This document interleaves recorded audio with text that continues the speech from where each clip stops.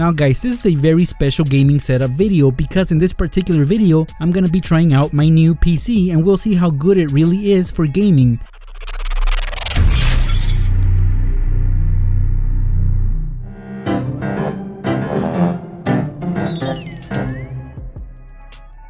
Alright then, let's get to building this setup from scratch, and the two most time consuming items to put together are always the desk and the chair, and the starting point for this gaming station will be the desk. And here we have a large brown box from Gala X Hero, and I was really excited to try out one of the products from this brand, so let me show you guys how I put it all together. As always, when I unbox large items, I make sure I take my time doing it, so I know that every single part that's supposed to be in this box is there. Being neat and organized is very important when building these. There was just so many components to this, but I managed to separate them all. With the right power tools, it wasn't hard assembling this, but of course I let the instructions manual guide me through the whole process.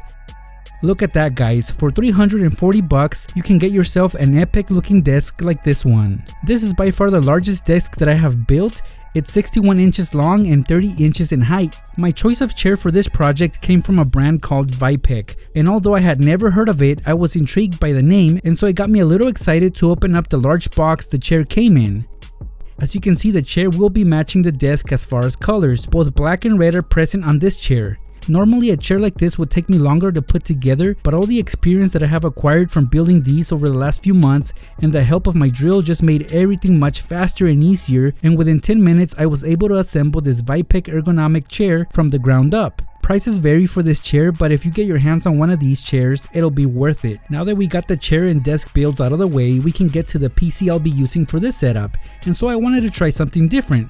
By looking at this box, you would not think that there was a PC in there, right? Well, there is. Let me introduce you guys to the MinisForum Desk Mini, and yes, it's exactly what you think it is. It's a miniature personal computer. Physically, the most eye-catching part of this is its size, but when I took it out of its box, it had quite a good feel to it. Alright, let's unwrap the actual machine and see what it's all about. You get AMD Ryzen 5 and Radeon Vega 8 graphics as well. If we tour the sides of this mini PC, you guys can see that there's many ports for USBs, such as USB Type-C and USB 3.1 Gen 1 and 2. Also, there's an audio jack and of course a power button. And guys, this is just the front. On the back, there's more options such as HDMI ports, display ports, and more USB 3.1 ports. By pressing on the two bottom corners, the top cover can easily pop off, and inside we can see the MinisForum PC guts. This is very convenient when it comes to upgrading certain components such as memory, or if you'd like to install more storage, that is also an option as well. The configurations for this particular PC that I have here are 16GB of memory and 256GB of storage. The total value that this mini PC comes out to be is $570, which is right around the price range of a lower end gaming PC. Of course, you must know that this version of the MinisForum Desk Mini is not particularly meant to be a gaming PC, but guess what? Since we do gaming here, we'll be taking it for a spin. Let's take out the mini keyboard / air mouse. This is a tiny keyboard that reminds me a lot of the old slider phones. It is wireless, and on the bottom we can slide out the cover so we can pull out the USB receiver, which I will be plugging into the Desk Mini.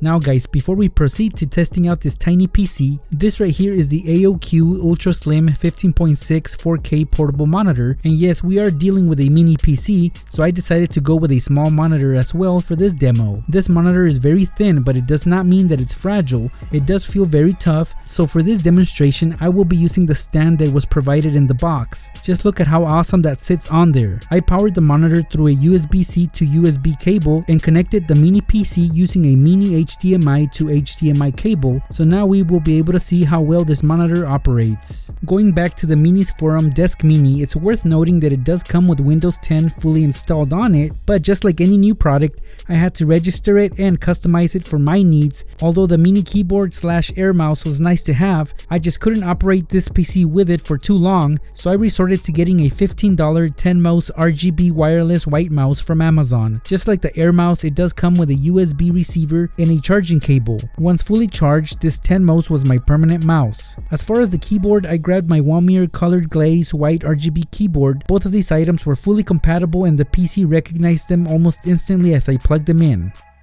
Now the moment of truth. After downloading Fortnite on it and testing it out, I came up with two conclusions. Yes, it's possible to game on this PC, and although you will not get the best performance in the world, you can still enjoy good quality gameplay. Lesser intensity games will probably be your best option for this, and I don't recommend playing online with a high intensity game such as Fortnite because the lag can get annoying. Something like Among Us is a better option for this. By the way guys, my first and only Fortnite game on this PC I did end up winning. The AOQ monitor did hold up its end as far as quality. For the rest of the setup, I wanted to turn it into a streaming one, so here are some of the items that I got for that. My Phil Canvas wireless headset, which I did originally use in my Xbox Series X gaming station. These are perfect for noise cancelling and good quality audio. Not too long ago, I got a package from Rode with some of their best products, and in there was this NT USB mini microphone. This USB mic can do a lot and be used for gaming, streaming, podcasting, and recording voiceovers among other functions. This mic is very well built with a solid frame. For it being one of their lower end microphones, Rode sure did put in the work to making this plug and play microphone a success. Great audio, and for $100, it really is a great price. The headphones I plugged into the microphone, and the microphone I connected to my MacBook, which you can see right here. It's ready to go. This eMeet-C 960 1080p webcam will be ideal for this streaming gaming station. Again, just like the Rode mic, this is a plug and play type of device, and I did mount that on top of my portable monitor just as you see right here. One thing that you guys should know is that the room where I'm setting all this up on does not have an internet or modem router. That would be located on my main room, and usually the signal weakens with distance. Luckily, I was able to get a hold of this awesome Rockspace Wi-Fi repeater. I definitely need this if I plan on streaming on this little setup. For almost $50, I'd say this is a great investment if you want to extend your wireless signal. Another device worth purchasing for live streaming is this Cloner Alliance Flint 4KP Plus capture card. These are typically in the $170 price range.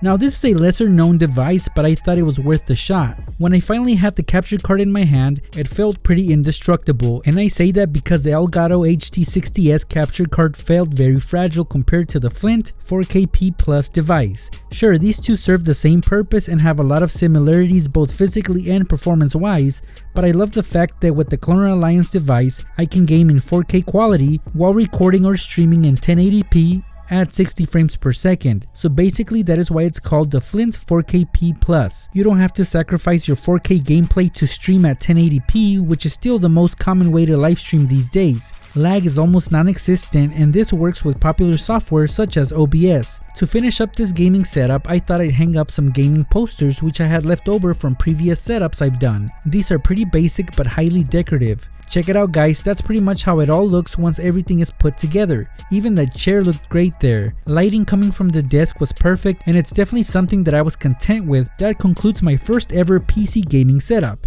I know it wasn't what you guys were truly expecting, but hey guys, it can only get better. Overall, I hope you guys enjoyed watching this video as much as I enjoyed putting everything together for you guys. Remember that all the items featured in this video will be in the description below with affiliate links so you guys can purchase your own if you wish to do so. I'll see you guys in my next video.